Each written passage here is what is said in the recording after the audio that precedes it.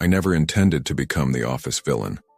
5 years at Reynolds and Blake had taught me to keep my head down, meet deadlines, and avoid the political landmines that inevitably appeared whenever budget season rolled around. Our marketing firm wasn't particularly large, 40 people across 2 floors in downtown Chicago. But the competition was as fierce as any Fortune 500 company. I'd moved from copywriter to team lead through consistent performance, not networking. While others bought rounds at happy hours and laughed at the CEO's jokes during company retreats, I stayed late perfecting campaigns and fixing colleagues' rushed work before client presentations. My reputation was built on reliability, not charm. Then came the Westridge account. A pharmaceutical giant with deep pockets and higher expectations, they represented the kind of client that changes a firm's trajectory overnight. The pitch meeting was scheduled for a Monday with our creative director Marcus leading the presentation. I'd spent weeks researching their brand, their competitors, and their market challenges. "Abby, can you take a final look at these slides?" Marcus asked on Friday afternoon, dropping a thumb drive on my desk. Just a quick polish before the weekend. What I found wasn't just unpolished, it was disastrous. The strategy was generic. The creative examples borrowed heavily from a campaign we'd done for a different industry, and the budget projections were wildly optimistic. It was the kind of pitch that gets a firm blacklisted. I spent my entire weekend rebuilding it from scratch. Sleep-deprived and surviving on delivery pizza and too much coffee, I rewrote the strategy, redesigned the creative approach, and recalculated realistic projections. By Sunday night, I had transformed a guaranteed failure into something that might actually win. Monday morning, I arrived early to brief Marcus. I had to make significant changes, I explained, showing him the new deck. The original approach wasn't aligned with their needs. He flipped through it silently, his expression unreadable. "This is completely different," he finally said. "It had to be. The original wouldn't have." I presented the concept to Jeremy. "Yesterday," he interrupted, referring to our CEO. "He loved it. We can't change direction now." My stomach dropped. "Marcus, trust me, this approach is stronger. It's based on their actual market position, not..." "The decision's been made." He closed the laptop. "We're going with the original." I took a breath. "Then at least let me present it. I know this material inside out." The look he gave me made my blood run cold. "You've been helpful, Abby, but this is executive level. I've got it covered." I watched him walk away with my weekend's work relegated to the digital trash. 3 hours later, our team filed into the conference room where Westridge's representatives waited. I took a seat in the back corner, notepad in hand, preparing to document the inevitable train wreck. Then something unexpected happened. Marcus stood up, clicked to the first slide, and began presenting my strategy. My words, my insights, my approach. He had simply copied my work onto his original template and was delivering it as his own. The room responded enthusiastically. Heads nodded. Notes were taken. Questions were thoughtful rather than skeptical. By the end, it was clear we'd won them over. "Brilliant approach, Marcus," our CEO said afterward, clapping him on the shoulder. "Exactly what they needed to hear." I sat frozen, watching the congratulatory handshakes. No one glanced in my direction. I'd become invisible in the very moment my work was being celebrated. "Big win," my colleague Rachel whispered beside me. Marcus really pulled it together. Something shifted inside me that day. The rules I thought I understood had been rewritten without my knowledge. Excellence wasn't enough. Dedication wasn't enough. The game had always been rigged, but now I could see exactly how the deck was stacked. As everyone filed out toward an impromptu celebration, I remained seated, my notepad filled with observations that no one would ever read. The choice before me was suddenly painfully clear: continue as the invisible workhorse, or learn to play by the real rules of advancement. Either way, I wouldn't be the same person tomorrow as I had been yesterday. For 2 weeks, I maintained a careful facade. I smiled during meetings, contributed ideas when asked, and kept my resentment locked behind professional courtesy. Meanwhile, I documented everything. Every email where Marcus took credit for my work. Every meeting where my contributions were attributed to someone else. Every instance where the Westridge campaign evolved using concepts from my discarded presentation. Marcus was named account lead for Westridge, with a team of 5 reporting to him. I wasn't one of them. Instead, I was assigned to smaller accounts, ones without growth potential or visibility. The message couldn't have been clearer if it had been printed on company letterhead. "It's nothing personal," Rachel told me over lunch, her sympathy transparent yet useless. "Marcus just connects better with the executive team. He speaks their language." Their language being taking credit for other people's work? The words escaped before I could stop them. Rachel's eyes widened. "Careful, Abby, that kind of talk gets around." She was right, of course. Open accusations would label me as difficult, unprofessional, bitter. All traits that would justify my sidelining. I needed to be smarter. The opportunity came unexpectedly. Westridge wanted to fast-track a product launch, and Marcus was on vacation in Cabo, unreachable by his own request after killing himself on the pitch. The CEO called an emergency meeting with everyone tangentially connected to the account. "We need someone to develop a launch strategy by Monday," Jeremy announced to the room. "Marcus has laid excellent groundwork, but this timeline is aggressive." I said nothing, waiting as others made excuses about bandwidth and learning curves. When the moment felt right, I spoke up. "I can do it." All heads turned toward me. "I've been studying their market positioning," I continued. "I have some ideas that would align with the direction Marcus established." Jeremy looked skeptical. "This is our biggest account, we can't afford mistakes." "I understand the stakes," I replied, maintaining eye contact. "Give me the weekend. If you don't like what I produce, no harm done. If you do, the client gets their launch on time." He hesitated, then nodded. "Send me what you have by Sunday night." I didn't go home that weekend. I slept on the office couch, showered in the gym downstairs, and subsisted on vending machine snacks. By Sunday afternoon, I had created not just a launch strategy but a comprehensive 3-phase campaign that would carry Westridge through the next 18 months. It incorporated everything I'd learned about their brand, with a boldness that their conservative industry rarely saw. The risk was calculated. If my approach was too safe, it would be competent but forgettable. If it was too radical, it would be rejected outright. I needed to push just far enough to be memorable without triggering alarm bells. Sunday night, I hit send on the email to Jeremy, then finally went home to collapse in my own bed. Monday morning, I arrived to find Jeremy, waiting at my desk. "Walk with me," he said without preamble. We rode the elevator in silence to the executive floor. He led me to his corner office with its view of Lake Michigan and closed the door. "This is exceptional work," he said, turning his monitor to show my presentation open on his screen. "I sent it to the Westridge CMO last night. She called me at 6 this morning, completely energized." Relief washed over me, followed immediately by wariness. I'm glad it resonated. "They want to move forward immediately." He leaned back in his chair. "But I have a question." Here it comes, I thought. The catch, the redirection, the moment where credit would be reassigned. "Why haven't I seen this level of thinking from you before?" The question caught me off guard. "I've always worked this way," I answered carefully. "But there's a difference between contributing to someone else's vision and being able to execute your own." He studied me for a long moment. "Marcus returns tomorrow. He'll expect to lead this launch." I met his gaze steadily. "And what do you expect?" It was a bold question, perhaps too bold, but I was tired of playing it safe only to be sidelined anyway. A slight smile crossed his face. "I expect results, Abby. I expect this campaign to deliver exactly what you've promised, and I expect you to present it to Westridge yourself on Wednesday." My heart hammered in my chest. "And Marcus?"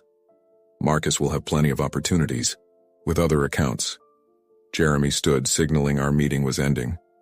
"I make decisions based on what's best for this firm, right now. You're what's best for this client. As I walked back to my desk, I felt strangely hollow. The victory I'd imagined would feel triumphant instead felt complicated. I hadn't just created a campaign strategy. I deliberately positioned myself against a colleague. He'd done the same to me, certainly, but acknowledging that didn't entirely wash away my discomfort. My phone buzzed with a text from Rachel. Jeremy just announced you're leading Westridge launch. What happened? I didn't respond immediately. The path ahead suddenly seemed treacherous in ways I hadn't anticipated. I'd wanted recognition, but I now realized that visibility brought vulnerability. The higher you climb, the more people notice when you stumble. And Marcus would certainly try to make me stumble. Marcus returned from Cabo with a deep tan and a thunderous expression. He didn't approach me directly. That would have acknowledged my sudden elevation. But his tactics were immediately apparent. Questions about my experience level surfaced in meetings. Concerns about my bandwidth were raised to department heads. Subtle suggestions that my approach was creative but risky made their way to the executive floor. Meanwhile, I prepared for the Wednesday presentation with methodical intensity. Each slide was backed by market research, each claim supported by data, each creative concept tested against focus group insights I'd gathered through an industry contact. I rehearsed answers to potential questions until they flowed naturally, anticipating every possible objection. You need to watch your back, Rachel warned during a coffee break. Marcus has been meeting privately with some of the senior team. Something's brewing. I nodded, unsurprised. Any details? Nothing specific, just be prepared for anything tomorrow. The morning of the presentation, I arrived early to find Jessica Parker, our firm's legal counsel, waiting beside my desk. My stomach tightened.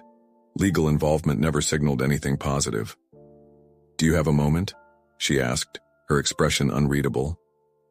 We walked to a small conference room where she closed the door and took a seat across from me. There's been an allegation that your Westridge strategy incorporates proprietary methods from your previous employer, she said without preamble. We take intellectual property concerns very seriously. The accusation was so absurd I almost laughed. That's completely false. Every element of my strategy was developed specifically for Westridge, using publicly available market data and traditional marketing frameworks. Jessica nodded slightly. That's reassuring to hear, but we'll need to postpone today's presentation until we've completed a review. Who made this allegation? I asked, though I already knew. I'm not at liberty to say. Her professional mask remained firmly in place. But given the timing of your presentation, I thought it fair to inform you personally. As she gathered her papers, a hard clarity settled over me. This wasn't just office politics, it was character assassination. Marcus wasn't trying to reclaim an account. He was trying to end my career. Jessica, I said as she stood to leave. I worked at Meridian Group for 3 years before coming here. During that time, I never once worked with pharmaceutical clients. Their client list is public record. You can verify that in 5 minutes.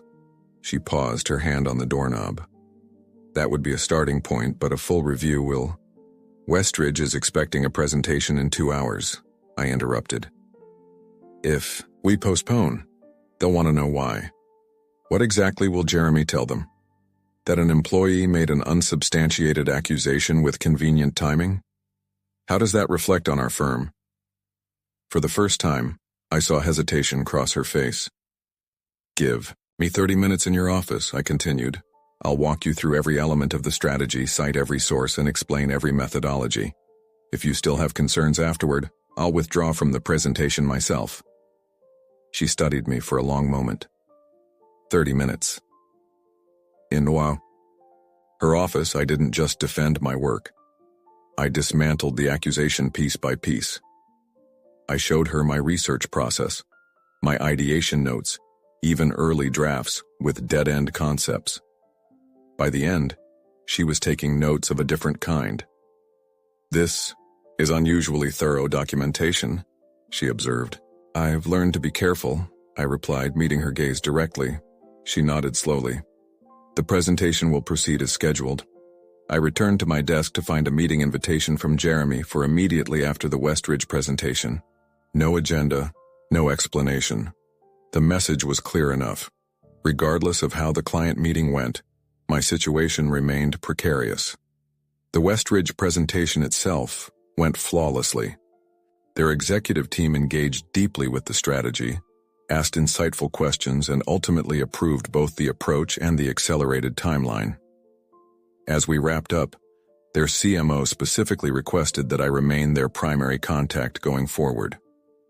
I floated on that success for exactly 12 minutes, the time it took to walk from the conference room to Jeremy's office. Outside his door, I took a deep breath and knocked. "Come in," he called. I entered to find not just Jeremy, but Jessica as well. My pulse quickened. "Have a seat, Abby," Jeremy said, his expression giving nothing away. I sat, back straight, hands folded in my lap. "I've just gotten off the phone with Westridge," he began. "They're extremely impressed with your strategy. Thank you, they have an excellent product which makes our job easier." Jeremy exchanged a glance with Jessica.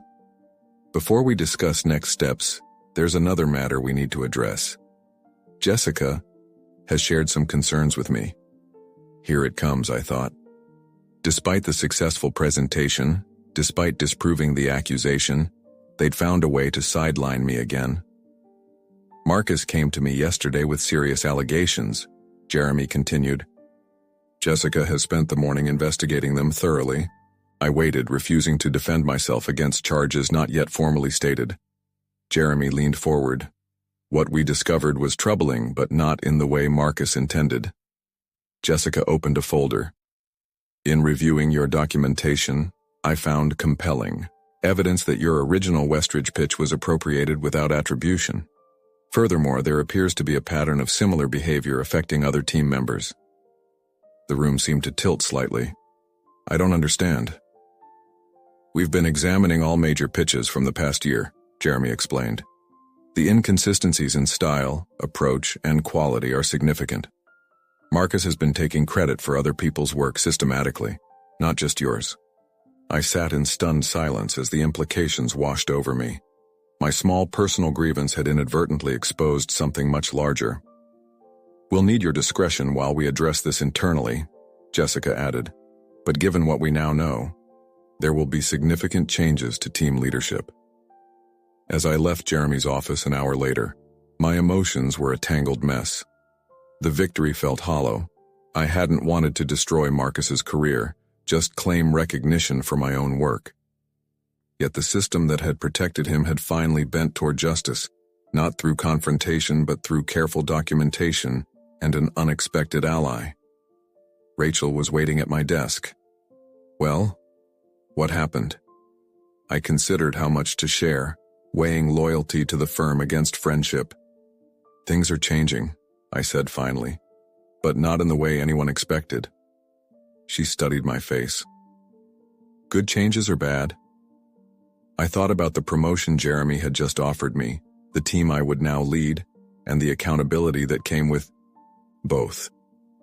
"Necessary ones," I answered. "Long overdue." My new office still smelled of fresh paint and carpet adhesive. The corner view wasn't quite as impressive as Jeremy's, but it caught the morning light in a way my old cubicle never could.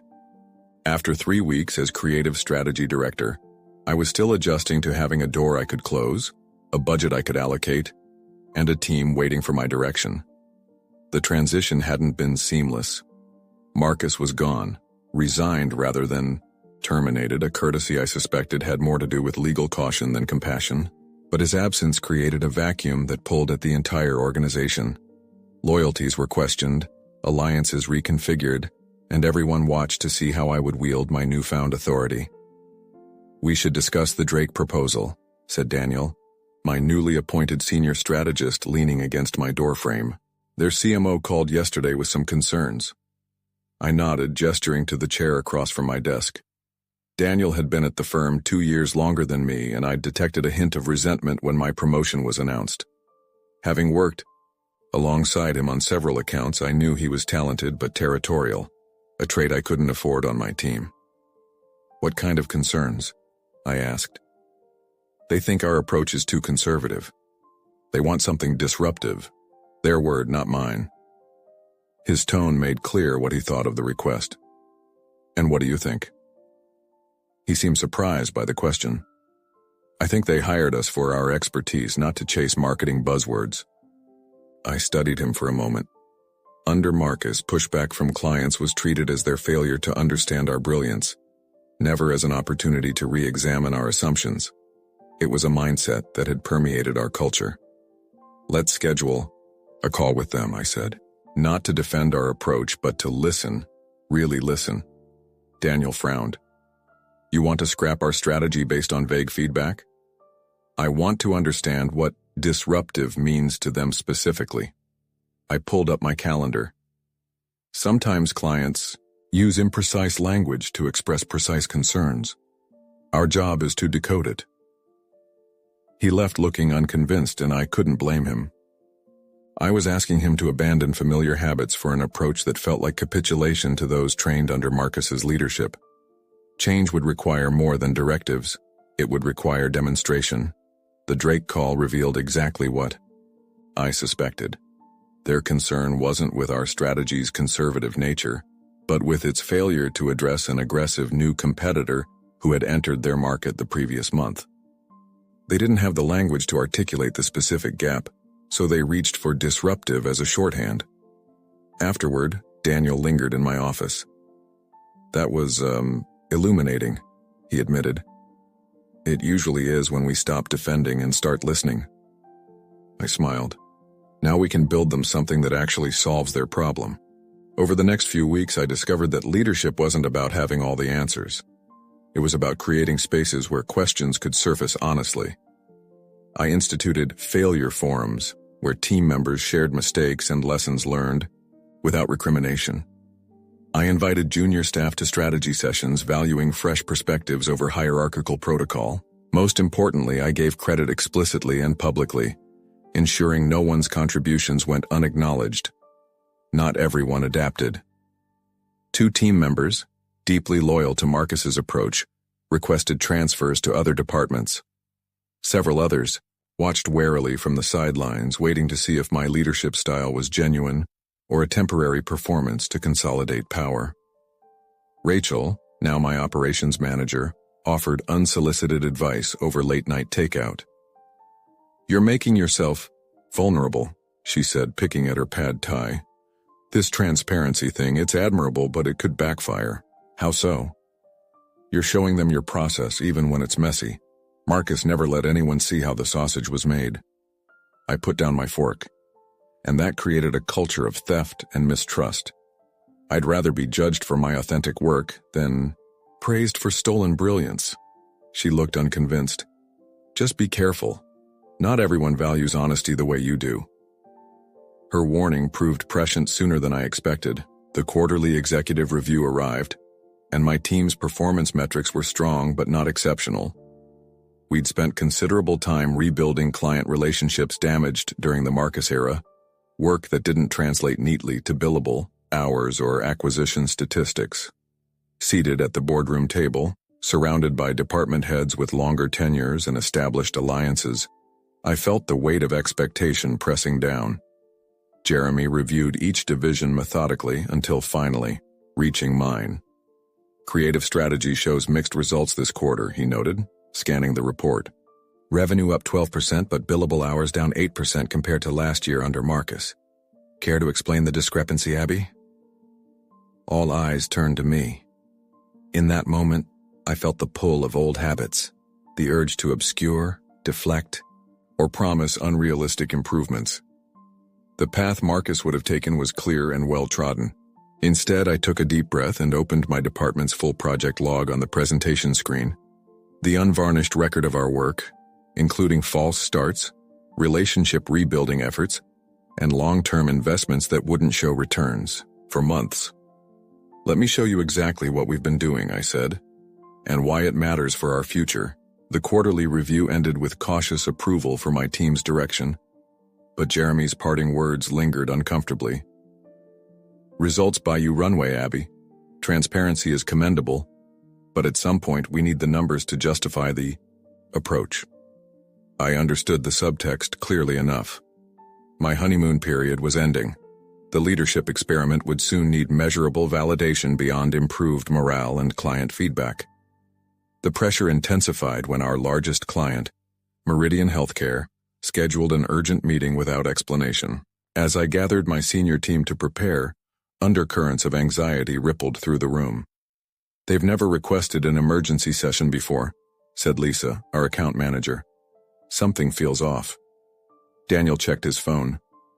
"I just heard from my contact in their marketing department. There's been a leadership shakeup. New CEO brought in by the board last week." My stomach tightened. New leadership invariably meant agency reviews, budget reassessments, and strategic pivots. We'd spent months rebuilding Meridian's trust after several Marcus-era missteps. Starting over with new decision-makers could erase all that progress. "Let's not panic," I said, projecting a calm I didn't feel. "Pull together everything we've done for them in the past 6 months. Performance metrics, campaign analytics, press coverage, anything that demonstrates tangible value." The meeting was scheduled for the following morning. I stayed late preparing, reviewing our history with Meridian, until my eyes burned. Around midnight, Rachel appeared at my door with coffee. "You should go home," she said. "You'll need actual sleep to handle whatever this is." I shook my head. "There's something I'm missing." Meridian was satisfied with our last campaign. Their numbers were strong. Why the sudden urgency? Rachel sat across from me. "Maybe it's not about our performance at all. Maybe it's about Marcus. He's been gone for 2 months. But his relationships weren't." She leaned forward. "Think about it. He cultivated personal connections with executives across all our accounts. What if he's been reaching out to them?" The possibility hadn't occurred to me, but it made disturbing sense. Marcus had departed with a surprisingly generous severance package and no non-compete clause, an oversight I had questioned at the time. If he had launched his own firm or joined a competitor, he would naturally target the clients who knew and trusted him. Sleep was impossible after that realization. I spent the night building 2 presentation decks, one addressing standard review concerns, another specifically designed to counter poaching attempts. Neither felt adequate against the shadowy threat of Marcus working behind the scenes. Morning arrived too quickly. Our team gathered in the lobby to greet the Meridian contingent. 4 executives I recognized and one unfamiliar woman with an air of unmistakable authority. She introduced herself as Catherine Voss, Meridian's new CEO. "I appreciate you accommodating this meeting on short notice," she said as we settled into the conference room. Her voice was measured, her gaze evaluative. "I've been reviewing all major vendor relationships in my first week. Yours represents a significant investment." I maintained eye contact, refusing to show the apprehension coiling through me. "We value our partnership with Meridian. I've prepared an overview of our recent work and results, but I'm equally interested in understanding your vision going forward." She nodded appreciatively. "Direct. Good. Let me be equally direct. Yesterday I received a proposal from a new agency. Visionary. Partners. They've offered to undercut your fees by 30% while promising superior results." The room tensed. Visionary Partners wasn't a firm I recognized, but it didn't take much imagination to guess who might be behind it. "That's a bold promise," I replied carefully. "May I ask what specific metrics they're committing to improve?" Catherine slid a document across the table. "See for yourself." The proposal was slick, professional, and unmistakably Marcus's work. The language, the structure, even the font choices reflected his signature style. But what truly chilled me was the campaign strategy outlined within. It was nearly identical to confidential concepts my team had been developing for Meridian's next quarter. Someone had leaked our work. The realization hit like a physical blow. "Interesting timing," I said, fighting to keep my voice steady. "These concepts bear a striking resemblance to initiatives we've been developing." Catherine's expression revealed nothing. That was my first thought as well, which raises uncomfortable questions about information security on one side or another. My mind raced through possibilities, each more disturbing than the last. A mole within my team? Digital espionage? Had Marcus maintained access to our system somehow? Before we continue, I said, I'd like to understand what you're looking for from this meeting. Are you giving us an opportunity to retain your business? Or is this a courtesy notification that you're moving on? Her gaze sharpened with what might have been respect. That depends entirely on what happens in the next hour. I don't make decisions based on price alone, Ms. Mitchell. Trust is my primary currency. Right now, I'm trying to determine who deserves. Poikeru, I looked at my team, their faces reflecting the same determination I felt. This wasn't just about retaining an account. It was about defending our integrity against an invisible assault. Then let's set aside my prepared presentation, I said, closing my laptop. Instead, I'd like to address what's really happening here. Someone is attempting to undermine both our companies simultaneously, and I believe I know who. I took a deep breath and began to methodically dismantle Marcus's shadow play, unaware that his betrayal ran deeper than I could possibly imagine. The aftermath of the Meridian meeting left no time for celebration, despite our provisional victory. Catherine had given us 30 days to prove our worth, and to identify the source of the leak. Her parting words still echoed in my mind. Fix your house, Abby. I'll be watching closely. Back at the office, I called an emergency all-hands meeting, something I'd promised myself I would use sparingly. As my entire team filed into the conference room, their expressions ranged from curious to anxious. I'll be direct, I began, once everyone was seated. We have a security breach. Someone has shared confidential client strategies with a competitor. The room erupted in murmurs until I raised my hand for silence. I'm not here to accuse or investigate, that's Jessica's job, and she'll be conducting a formal review. I paused, making eye contact with each person, but I want to address why this happened because it's my responsibility. Rachel shot me a warning glance, but I continued. When I took over this department, I focused on changing our creative approach, our client relationships, our collaboration style. But I neglected something fundamental, rebuilding trust within our team. Some of you worked under Marcus for years, absorbing his values and methods.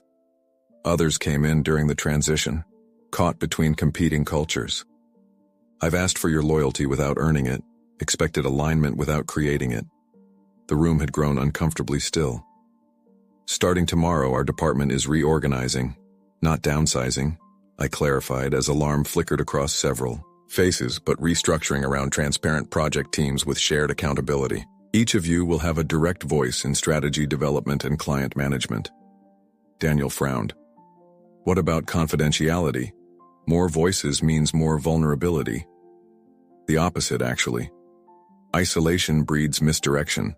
When everyone owns a piece of the outcome, when everyone sees the full picture, it becomes much harder to subvert the process without detection. I detailed the new structure, smaller, cross-functional teams assigned to specific clients, regular knowledge sharing, forums, and a mentorship program pairing junior and senior staff. It was a radical departure from the siloed, hierarchical system Marcus had built. This isn't just about stopping leaks, I concluded. It's about creating something worth protecting, a department where everyone's contribution is visible, valued, and vital. The reorganization consumed us for weeks. Some embraced the change immediately, energized by increased responsibility. Others resisted, uncomfortable with the visibility or uncertain of their place in the new order. I lost 2 more team members, one to a competitor, another to a different department. But those who stayed began to coalesce around a shared identity, distinct from the Marcus era. Meanwhile, Jessica's investigation progressed with methodical precision. Access logs were examined, communications audited, timelines reconstructed. The net tightened inexorably around a hard truth I'd begun to suspect but didn't want to face. She called me to her office on a rainy Tuesday afternoon, closing the door with unusual care. We've identified the source, she said without preamble. You're not going to like it. The name she revealed hit me like a physical blow. Not a disgruntled junior staffer as I'd feared, not a technical vulnerability as I'd hoped, but someone I'd trusted implicitly. someone who'd been there from the beginning of my ascent. Rachel. The evidence was irrefutable.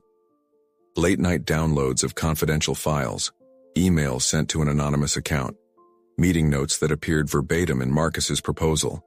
A betrayal so comprehensive it defied simple explanation. I found her in the break room, alone with her, phone and a half-finished coffee. The moment she saw my face, she knew. "Let's talk in my office," I said quietly. She followed without protest. Once inside, she didn't bother with denials. "You would have done the same," she said, arms crossed defensively. "If you knew what I know." "Enlighten me." "Marcus is opening a satellite office for Garner and Associates in New York. Executive vice president position, double the salary, equity stake." Her gaze was challenging. "He offered to bring me with him. All I had to do was help him secure a few anchor clients." Garner and Associates, one of the largest agencies in the country. The kind of opportunity people built entire careers angling toward. And the fact that it required betraying colleagues, violating confidentiality agreements, and potentially devastating this firm? I kept my voice level through sheer force of will. Collateral damage in a business that eats its young. Her laugh was bitter. "Don't pretend you wouldn't step over bodies for an opportunity like that. The only difference between us is that I didn't wait for someone to hand me a golden ticket." The Rachel I thought I knew, supportive, pragmatic, occasionally cynical, but fundamentally decent, had been a carefully maintained facade. Or perhaps this version standing before me was the facade, a justification constructed to rationalize betrayal. Either way, something irreparable had broken between us. "You need to leave," I said. "Jessica has already contacted HR. They're waiting for you downstairs." For a moment, vulnerability cracked through her defensive shell. "Abby, you have to understand." "I understand perfectly. You made a calculated choice." I moved toward the door. "Now you get to live with the consequences." The days that followed blurred together. Rachel's departure created practical gaps and emotional wounds throughout the department. Clients needed reassurance. Projects required redistribution. And team morale teetered precariously. I worked 18-hour days, stepping in wherever needed while simultaneously rebuilding security protocols from the ground up. On the 30th day, Catherine's deadline, I presented Meridian with a comprehensive relaunch strategy that bore no resemblance to our previous concepts or anything Marcus might have gleaned from Rachel. It was born from our new collaborative approach, with contributions from every level of the restructured department. More importantly, it reflected Catherine's vision for Meridian's future, rather than our assumptions about what they needed. She approved it on the spot and doubled our retainer. That evening, I returned to my office to find Jeremy waiting, a bottle of expensive scotch and 2 glasses on my desk. "Thought this called for a proper celebration," he said, pouring generous measures. "Catherine called me personally to sing your praises. I accepted the glass but didn't drink. We got lucky. If she'd been less perceptive or more impatient." "This wasn't luck," he interrupted. "This was leadership. You took a department in crisis and transformed it into something stronger than it was before. That's not fortune, it's skill." We talked, late into the night, about the future, not just of my department but of the firm itself. Jeremy was nearing retirement age. Succession plans needed consideration, and my handling of the crisis had positioned me differently in his estimation. When I finally left the building, the weight I'd been carrying for months had transformed into something else. Not exactly lighter, but more evenly distributed, like a load properly balanced across strong shoulders. I'd entered this profession, believing that exceptional work would inevitably be recognized, that merit would naturally rise above politics. Experience had taught me the naivety of that belief, but it had also shown me something more valuable, that leadership isn't about achieving perfect justice or preventing every betrayal. It's about building systems resilient enough to withstand human flaws, including your own. The next morning, I sent one final email to Rachel, not to chastise or forgive, but to thank her for an unintended gift, showing me exactly the kind of leader I didn't want to become. Then I deleted her contact information and turned my attention to the department, waiting for direction, the team that had weathered the storm alongside me, and the future we would build together, eyes wide open. This time,